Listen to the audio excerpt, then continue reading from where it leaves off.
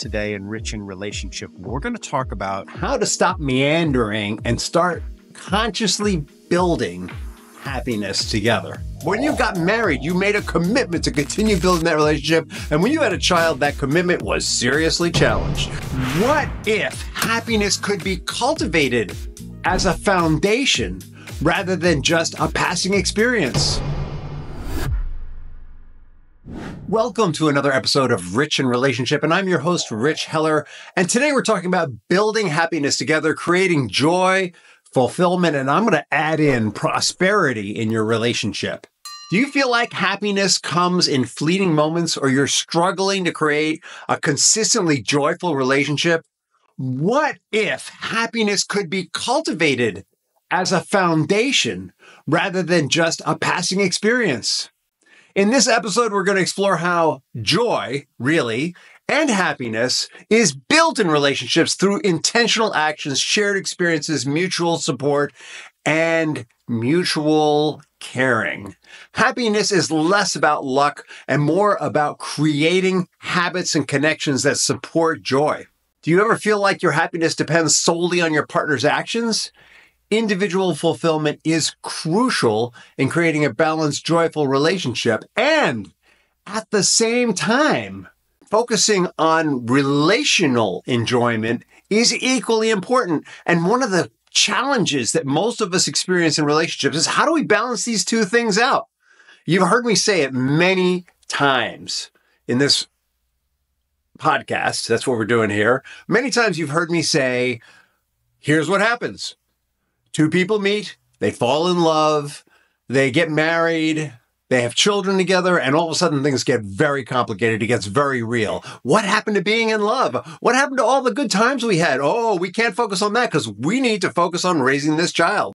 And each person struggles to keep the balls of their individual life in the air while focusing on the child. In fact, every time what gets put on the shelf is building the relationship. When you were falling in love, you were building a relationship. When you got married, you made a commitment to continue building that relationship. And when you had a child, that commitment was seriously challenged. And you're not unique in this. It's true for everyone.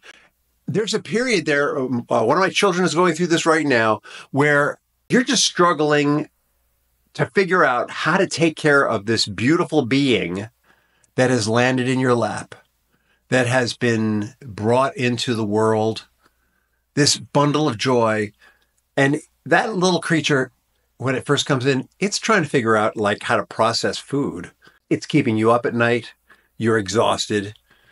If you're the mom, you're going through hormonal changes, 9 months up, 9 months back. If you're the dad, then you're trying to handle the helplessness that comes up as you take care of this child and watch your wife go through her changes and her struggles.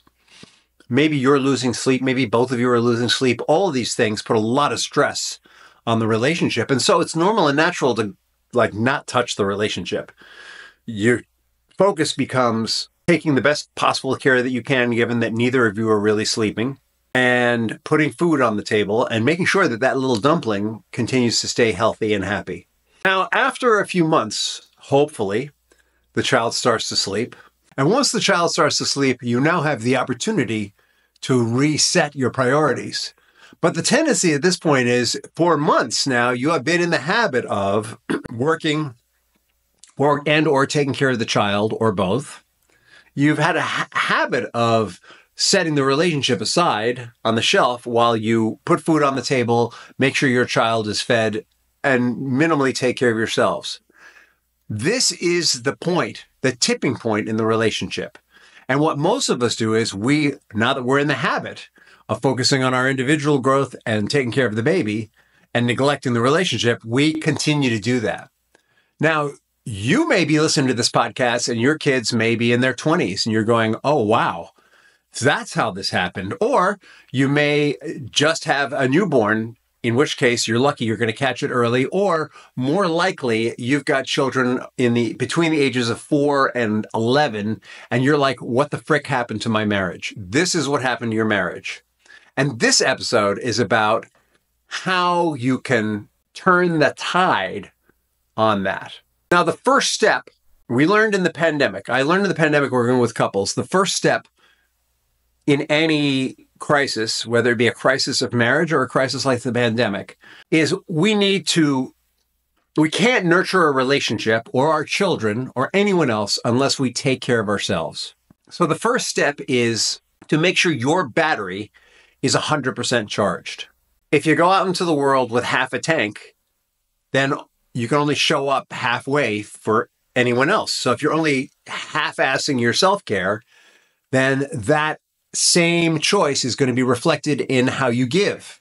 And so the challenge I'm going to throw in front of you right now is, how well are you sleeping? Sleep is the first thing, right?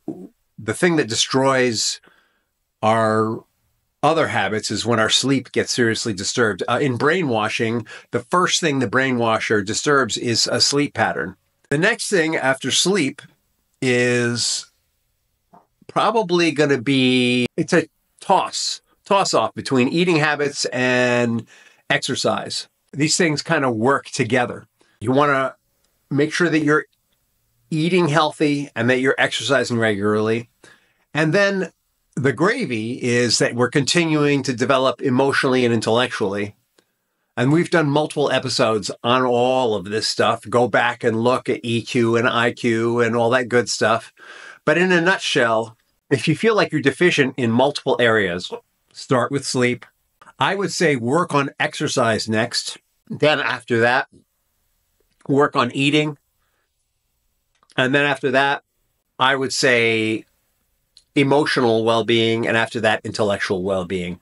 And remember that it takes 30 days to start a habit and 90 days to really ingrain one, and give yourself a long period to reestablish your self-care.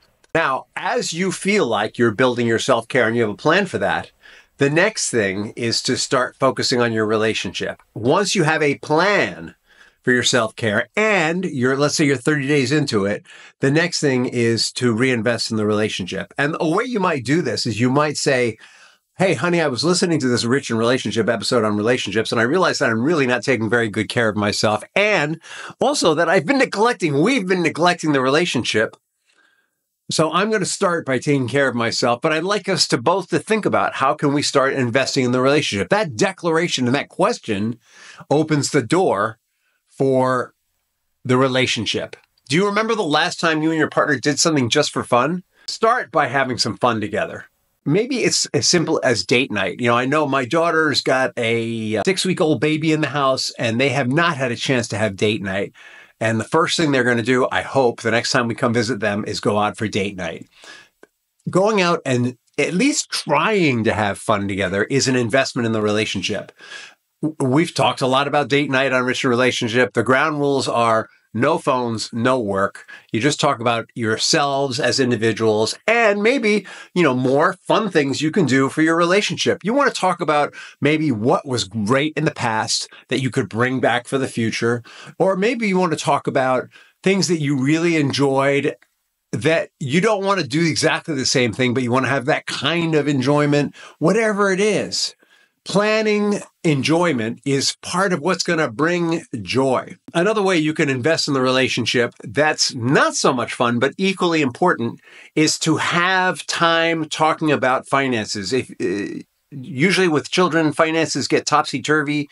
You're probably living hand to mouth. Maybe you're even in debt. You want to sit down and make a plan for paying back that debt. I'm not going to tell you how to do that. If you're really interested, go check out. There's some great stuff out there on the internet about paying down debt, about getting financial control of your life. We've had episodes on that on Rich in Relationship. Check it out. But the key is once you start building your enjoyment, then you want to figure out how to do that in a way that makes financial sense, both for your spending now and for your future.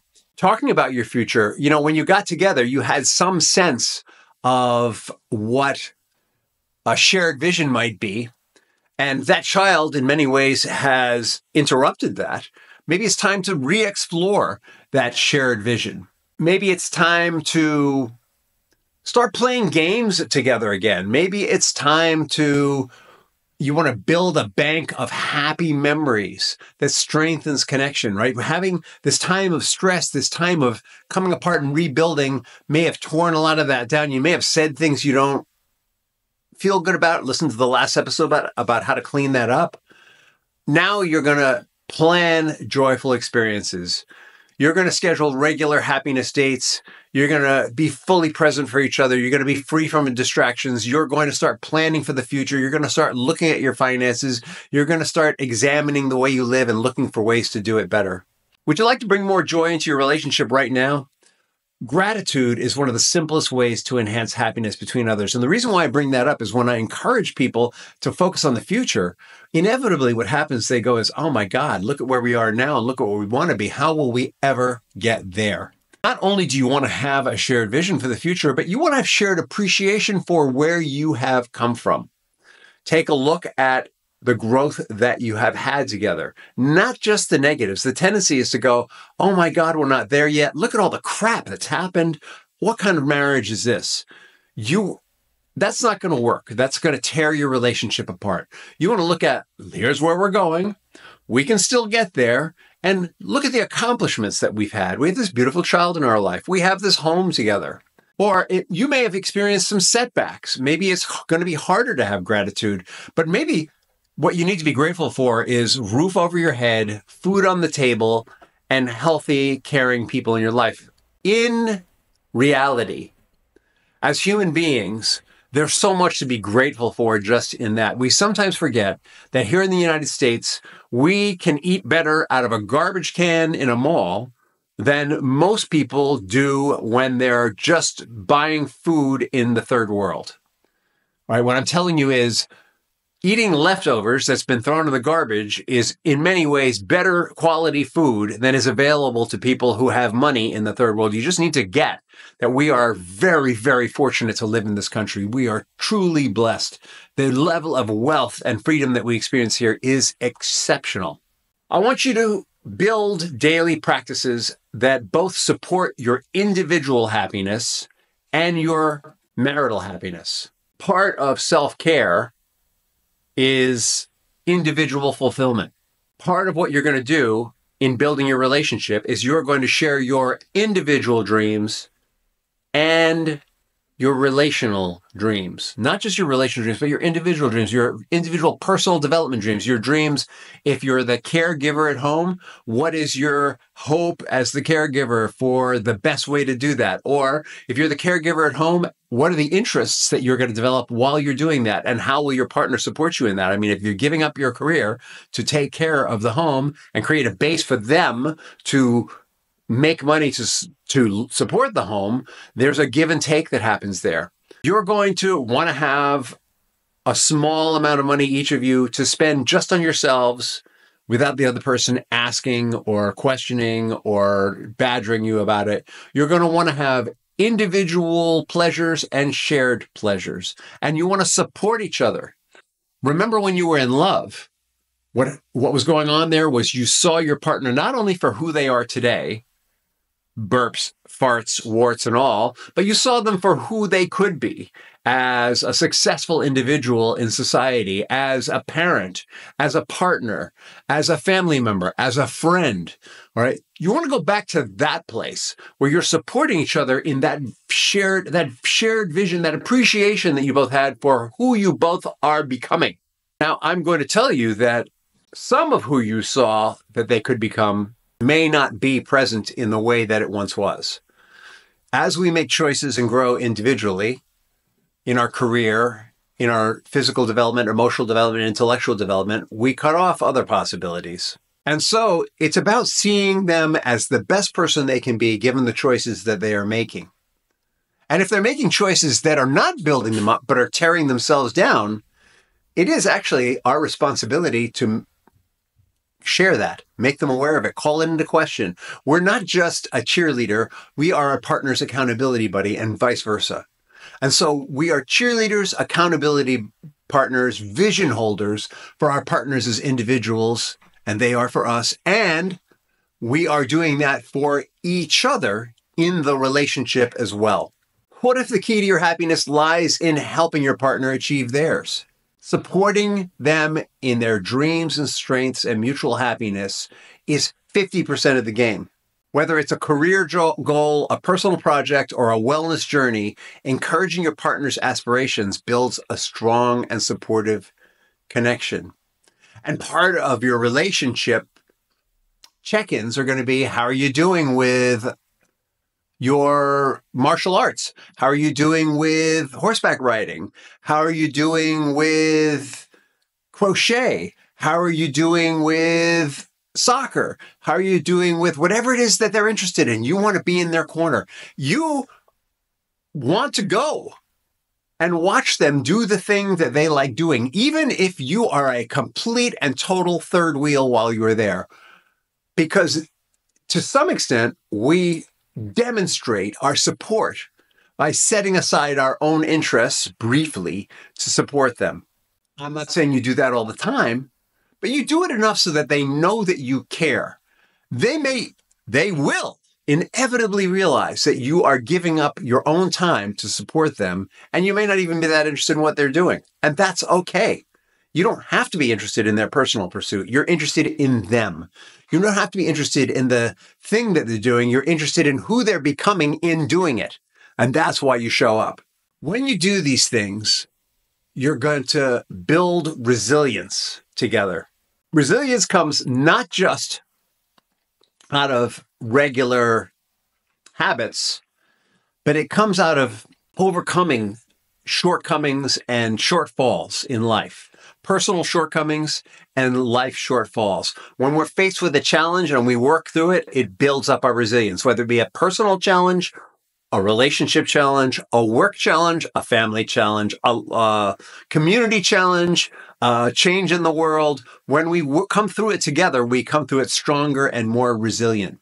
Couples who actively work through challenges build resilience, which deepens joy and happiness by creating a foundation of trust and reliability. When you're faced with challenges, view them as a shared experience to strengthen your bond. Even if it's a personal challenge, take it to your partner, talk it through with them, ask them what they think. Approach difficult times as partners working toward a common goal. Building happiness in relationship requires individual fulfillment, shared experiences, appreciation, mutual support, and continuously building and applying resilience. Resilience means that when it's tough, we're drawing on that well of success that we've been building together. Resilience means that when we're going through a tough time, we have our eye on the prize, the shared goal, and we're drawing from past successes, even though we feel scared, even though we feel threatened, even though things aren't going exactly the way we want. What we know is that this experience, like the ones in the past, will help us transform ourselves and our relationship to get to a better place. And the joy is in knowing that there's a transformation occurring even as we are challenged. In fact, challenges no longer are terrifying when we come from this place. They are engaging. They engage all of who we are. I want you to reflect on one area where you can take a small step to increase the happiness in your relationship. I don't know where you are in your relationship. You may have some of these things happening already, but I'm sure I've mentioned something that you're not doing. I want you to pick one and play it on the table. Whether it's gratitude practice, planning joyful experiencing, supporting your partner's goals, asking for support, whatever it is, pick one and execute it. Hey, and if you're looking for more tools to help you in your growth, visit our website, richinrelationship.com. And stay tuned, because we're only halfway through this series on how to really focus on your relationship. Have a pleasant tomorrow.